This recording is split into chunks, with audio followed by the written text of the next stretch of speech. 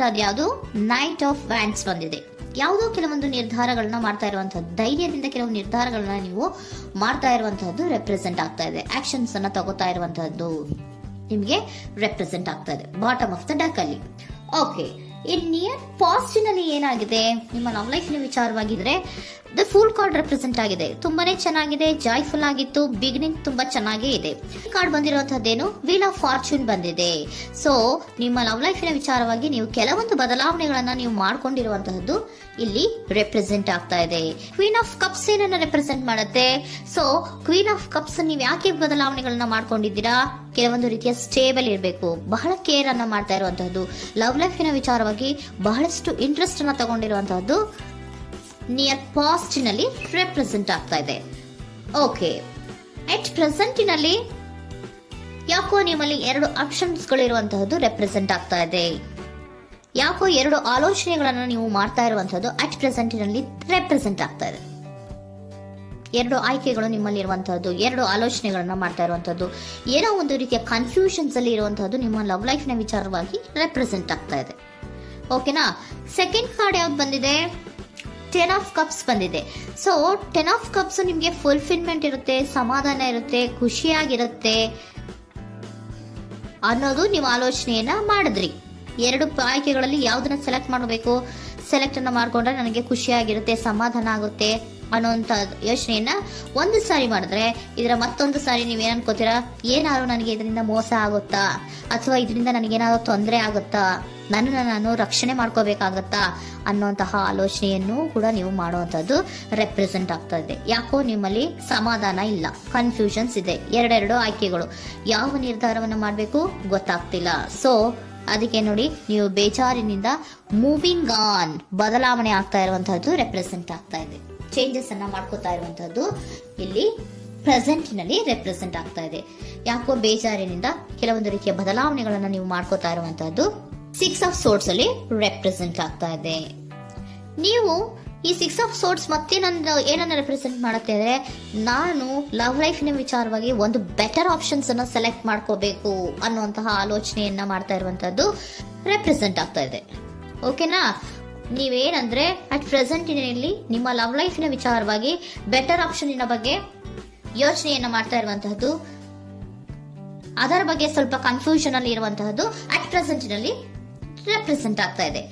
But near ಫ್ಯೂಚರಿನಲ್ಲಿ ಏನಿದೆ? 3 of swords ಇದೆ. ಕೆಲವೊಂದು ರೀತಿಯ ಬೇಜಾರುಗಳಿರುವಂತಹದ್ದು, ನೋವುಗಳಿರುವಂತಹದ್ದು, ಕೆಲವೊಬ್ರು ಅಳ್ತಾ ಇರುವಂತಹದ್ದು, ಭಾವನಾತ್ಮಕವಾಗಿ ತುಂಬಾ ಫೀಲ್ ಅನ್ನು ಮಾಡ್ತಾ ಇರುವಂತಹದ್ದು ನಿಮ್ಗೆ ರೆಪ್ರೆಸೆಂಟ್ ಆಗ್ತಾ ಇದೆ. ಯಾಕೆ ನಿಮಗೆ ಆ ತರ ಆಗತ್ತೆ ಅಂತ ಅಂದ್ರೆ, ಡೆವಿಲ್ ಕಾರ್ಡ್ ರೆಪ್ರೆಸೆಂಟ್ ಆಗಿದೆ. ಸೊ ಡೆವಿಲ್ ಕಾರ್ಡ್ ಏನನ್ನ ಹೇಳತ್ತೆ? ಅಡಿಕ್ಷನ್ಸ್ ಅನ್ನ ಹೇಳತ್ತೆ. ತುಂಬಾ ಯೋಚನೆಯನ್ನ ಮಾಡುವಂತಹದ್ದು, ಮೇಲಿಂದ ಮೇಲೆ ನೀವು ಒಂದನ್ನೇ ನೀವು ಯೋಚನೆ ಮಾಡ್ತಾ ಇದ್ರೆ ನಿಮ್ಗೆ ಅಲ್ಲಾಗುವಂತಹದ್ದೇನು? ನೋವುಗಳೇ ಅಲ್ಲಾಗುವಂತಹದ್ದು. ಸೊ ಯಾತಕ್ಕೆ ಅಂದ್ರೆ ನಿಮ್ಮಿಬ್ಬರ ಮಧ್ಯೆ ಕೆಲವೊಂದು ರೀತಿಯ ಘರ್ಷಣೆಗಳಿರುವಂತಹದ್ದು ರೆಪ್ರೆಸೆಂಟ್ ಆಗ್ತಾ ಇದೆ. ಕೆಲವೊಂದು ರೀತಿಯ ಮನಸ್ಸು ಒಂದೇ ತರ ಆಲೋಚನೆಯನ್ನ ಮಾಡ್ತಾ ಇಲ್ಲ. ಒಂದ್ಸರಿ ಆ ತರ ಯೋಚನೆ ಮಾಡ್ತೀರಾ, ಒಂದ್ಸರಿ ಈ ತರ ಯೋಚನೆ ಮಾಡ್ತೀರಾ, ಕನ್ಫ್ಯೂಷನ್ ಅಲ್ಲಿ ಇರ್ತೀರಾ, ಏನ್ ಮಾಡ್ಬೇಕು ಗೊತ್ತಾಗಲ್ಲ. ಸೊ ಅದಕ್ಕೆ ನಿಮ್ಗೆ ಬೇಜಾರು, ನೋವು ಇರೋಂಥದ್ದು. ಮತ್ತೆ ನೆಕ್ಸ್ಟ್ ಕಾರ್ಡ್ ಬಂದಿರುವಂತದ್ದೇನು? 5 ಆಫ್ ಪ್ಯಾಂಟಿಕಲ್ಸ್ ಬಂದಿದೆ. ಸೊ 5 ಆಫ್ ಪ್ಯಾಂಟಿಕಲ್ಸ್ ಏನು? ತುಂಬಾ ಇದು ಕೂಡ ತುಂಬಾ ಬೇಜಾರಿನಲ್ಲೇ ಇರುವಂತಹದ್ದು, ಫೀಲಿಂಗ್ ಲೆಫ್ಟ್ ಔಟ್ ಆಗ್ತಾ ಇರುವಂತಹದ್ದು, ರೀತಿಯ ಒಂದು ಬ್ಯಾಡ್ ಸಿಚುಯೇಷನ್ ಅಲ್ಲಿ ಇರುವಂತಹದ್ದು, ಅಂದ್ರೆ ಯಾವಾಗ್ಲೂ ನೋವು ಪಡ್ತಾ ಇರುವಂತಹದ್ದು, ಯಾವಾಗ್ಲೂ ಯೋಚನೆ ಮಾಡ್ತಾ ಇರುವಂತಹದ್ದು, ಇಮಿಡಿಯೇಟ್ ಫ್ಯೂಚರಿನಲ್ಲಿ ಈ ರೀತಿ ರೆಪ್ರೆಸೆಂಟ್ ಓಕೆನಾ? ಸೊ ದ ಮೂನ್ ಕಾರ್ಡ್ ಏನನ್ನ ರೆಪ್ರೆಸೆಂಟ್ ಮಾಡುತ್ತೆ ಅಂದ್ರೆ, ರಿಯಾಲಿಟಿಯ ಕಡೆಗೆ ಹೆಚ್ಚು ಗಮನ ಕೊಡದೇ ಇರುವಂತಹದ್ದನ್ನ ರೆಪ್ರೆಸೆಂಟ್ ಮಾಡುತ್ತೆ. ಓಕೆನಾ? ಇದಿಷ್ಟು ನಿಮ್ಮ ಸ್ವಂತಿನ love reading. Next angel guidance ನಿಮ್ಗೆ ಏನ್ ಕೊಡ್ತಾರೆ ಅನ್ನೋದನ್ನ ನೋಡೋಣ. ನೋ ಅನ್ನೋಂತ ಆನ್ಸರ್ ಅನ್ನ ಕೊಡ್ತಾ ಇದ್ದಾರೆ. So no, not the right time. ನೀವೇನು ಕೂಡ ಈ ಕನ್ಫ್ಯೂಷನ್ ಅಲ್ಲಿ ಇದ್ದಾಗ ಯಾವುದೇ ರೀತಿಯ ಡಿಸಿಷನ್ಸ್ ನ ಮಾಡೋದಕ್ಕೆ ಇದು ಕರೆಕ್ಟ್ ಆಗಿರುವಂತಹ ಟೈಮು ಅಲ್ಲ. Perfect timing. So perfect timing ಅನ್ನ ಬಂದಾಗ ನೀವು ಕೆಲವೊಂದು ರೀತಿಯ ಡಿಸಿಷನ್ಸ್ ಅನ್ನ ಮಾಡ್ಬೇಕಾಗತ್ತೆ. ಯಾವಾಗ ಅಂದ್ರೆ ನೀವು ಮನಸ್ಥಿತಿಯನ್ನ ನೀಟಾಗಿ ಇಟ್ಕೊಂಡಾಗ, ಕೆಲವೊಂದು ರೀತಿಯ ಕನ್ಫ್ಯೂಷನ್ಸ್ ಇಂದ ನೀವು ಆಚೆ ಬಂದಾಗ, ಯಾವಾಗ ನೀವು ಕ್ಲಿಯರ್ ಥಿಂಕಿಂಗ್ ಅನ್ನ ಮಾಡ್ತೀರಾ ಅದು ಪರ್ಫೆಕ್ಟ್ ಟೈಮಿಂಗ್. ಸೊ ಆಗ ನಿಮ್ಗೆ ಕೆಲವೊಂದು ರೀತಿಯ ಫರ್ಗಿವ್ನೆಸ್ ಅನ್ನೋದು ಇರುತ್ತೆ ಅನ್ನೋದನ್ನ ಏಂಜಲ್ ಗೈಡೆನ್ಸ್ ನಿಮ್ಗೆ ಹೇಳ್ತಾ ಇದ್ದಾರೆ. ಸೊ ಹಾಗಿದ್ರೆ ಸರೆಂಡರ್ ಕಾರ್ಡ್ಗಳು ನಿಮ್ಗೆ ಏನ್ ಹೇಳುತ್ತಾರೆ ಅನ್ನೋದನ್ನ ನೋಡೋಣ. Surrender to your soul path. Your life journey has been perfectly designed for your soul growth.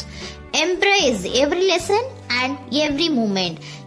ನಮ್ಮ ಜೀವನದಲ್ಲಿ ಬರುವಂತಹ ಎಲ್ಲಾ ಕೆಲವೊಂದು ಮೂಮೆಂಟ್ಗಳನ್ನ ನಾವು ಪರ್ಫೆಕ್ಟ್ ಆಗಿ ದೇವರು ಡಿಸೈನ್ ಮಾಡಿರ್ತಾರೆ. ಅದಂದ್ರೆ ನಮ್ಮ ಲೈಫಿನಲ್ಲಿ ಏನೇನ್ ಆಗ್ಬೇಕು ಅನ್ನೋದನ್ನ ಮುಂಚೆಯೇ ದೇವರು ಬರ್ದಿರ್ತಾರೆ. ಸೊ ಅದು ಹಾಗೆಯೇ ನಡೀತಾ ಇರುತ್ತೆ. ಓಕೆನಾ? ನಾವು ನಮ್ಮ ಲೈಫ್ನಲ್ಲಿ ಬರುವಂತಹ ಪ್ರತಿಯೊಂದು ಲೆಸನ್ಸ್ ಅಥವಾ ಪಾಠಗಳೇನಿರುತ್ತೋ ಅಥವಾ ನಾವು ಏನನ್ನ ನಮ್ಮ ಜೀವನದಲ್ಲಿ ಬರ್ತಾ ಇರುತ್ತೋ ಅದು ಒಂದು ನಮಗೆ ನಮ್ಮ ಲೈಫಿನಲ್ಲಿ ಒಂದು ಲೆಸನ್ ತರ. ಸೊ ಅದನ್ನ ನಾವು ಎವ್ರಿ ಮೂಮೆಂಟ್ ಅನ್ನ ಕೂಡ ನಾವು ಎಂಬ್ರೇಸ್ ಸ್ವೀಕರಿಸಬೇಕು. ಯಾವಾಗ್ಲೂ ಕೂಡ ಅದನ್ನು ಸ್ವೀಕರಿಸಿಕೊಂಡು ಮುಂದೆ ಮುಂದೆ ಹೋಗ್ತಾ ಇರಬೇಕು. ಪ್ರತಿ ನಿಮಿಷವೂ ಕೂಡ ಒಂದೊಂದು ರೀತಿಯ ನಮಗೆ ಪಾಠ ಇದ್ದ ಹಾಗೆ ಅಂತ ಹೇಳ್ತಾ ಇದ್ದಾರೆ. Surrender unhealthy relationship. Surrender unhealthy relationship. Let go a relationship that don't serve you, including unavailable or toxic people. You deserve to be treasured by others and to be surrounded by positive people. Unhealthy relationship ನ ಕಡೆಗೆ ಹೆಚ್ಚು ಗಮನವನ್ನ ಕೊಡಬೇಡಿ. ಈ toxic people ನ ಕಡೆಗೆ ಹೆಚ್ಚು ಗಮನವನ್ನ ಕೊಡಬಾರ್ದು. So ಯಾವಾಗ್ಲೂ ನಾವು ಪಾಸಿಟಿವ್ ಆಗಿ ಥಿಂಕ್ ಮಾಡುವಂತಹ, ಪಾಸಿಟಿವ್ ಆಗಿ ಆಲೋಚನೆ ಮಾಡುವಂತಹ ಜನಗಳ ಜೊತೆಯಲ್ಲಿಯೇ ನಾವು ಹೆಚ್ಚು ಇರಬೇಕು ಅನ್ನೋದನ್ನ ನಿಮ್ಗೆ ಸರೆಂಡರ್ ಕಾರ್ಡ್ ಹೇಳ್ತಾ ಇದ್ದಾರೆ.